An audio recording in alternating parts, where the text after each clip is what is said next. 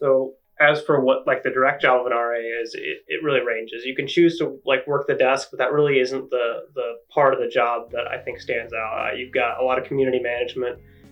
You host events. You basically bring people together in whatever way you can, however you want to feel comfortable doing that. There's a lot of flexibility. The hall directors will work with you to kind of put your personality into whatever you're doing. The part of the job that kind of came out to me when I first started was I'm in the criminal justice program, so I like the conflict management.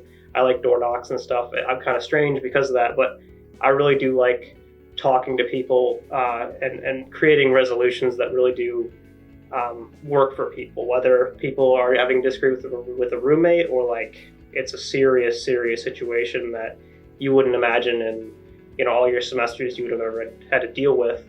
Those are like the two big parts of being an RA. There's some stuff that's really applies to creative people. You're making posters, you're creating inventive events, you're working with your coworkers to try and figure out the best way that your community is going to thrive, and what you can put up around and make people feel comfortable at home. And you can even kind of personalize your floor with door decorations or bulletin boards. But again, I think those are parts of the job that I think there's a little bit for everybody.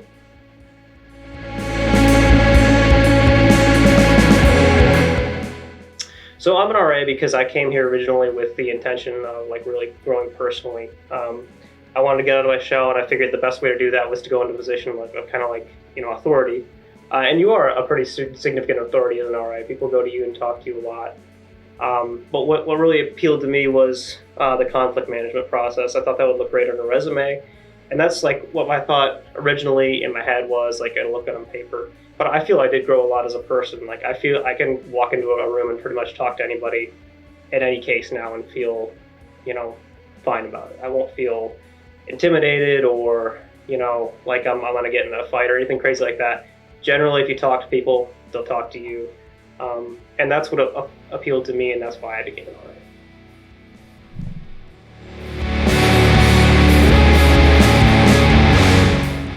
So I think my best day as an RA kind of appeals to the friends I want to say the friends we made along the way. It's kind of the cliche, but the reality is you make some serious friends when you're working in a capacity that kind of requires a modicum of seriousness, but also like levity afterwards. So I think my best day was probably my second year on campus. I was a sophomore-ish, and I'd just gotten a whole new staff, and we had a bunch of people come in, and a coworker of mine, Alex at the time, was doing a play thing for one of their classes, and they had us all dress up as like Beauty and the Beast in the lobby, and we had a bunch of residents talk with us, interact with us, and we were up till like 4 a.m. joking about this, and we just developed such a friendship that you don't see in a lot of professions, I feel like. I've worked all kinds of jobs my whole life, and I never developed like the bond that I do have with my staff right now.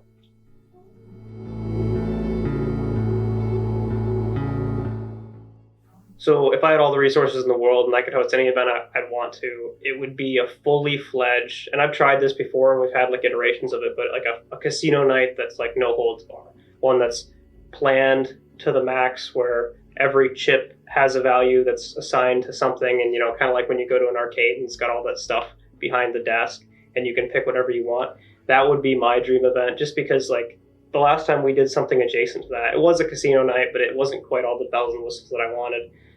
We had just so much resident interaction. People were coming from I didn't recognize a lot of the residents that came to it because, some people came for the games, a lot of people came for the prizes, but regardless, it brought people together, and it was just a super, super cool event.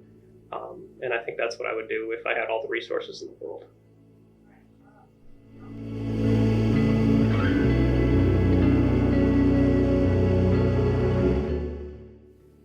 So one piece of advice you're probably not going to hear from a lot of people for being a new RA. You might in training, but it's kind of one of those things they gloss over, and you don't really realize how much of a big deal it is until at the end, is the need for boundaries. People will come to you with questions that you're not really comfortable or suited to answer. And you can make friends, and people, you're in a weird position as an RA because you can be people's friends. That's not like strictly prohibited, but you're also at like a professional level.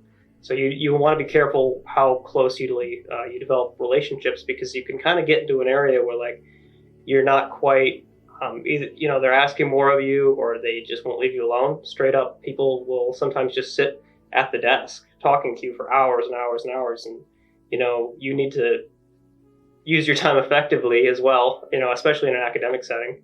So sometimes you need to really, put the screws to people and say, look, I understand, you value this relationship, but there are limits, and I've got stuff to do here professionally. So that's what I would offer as advice.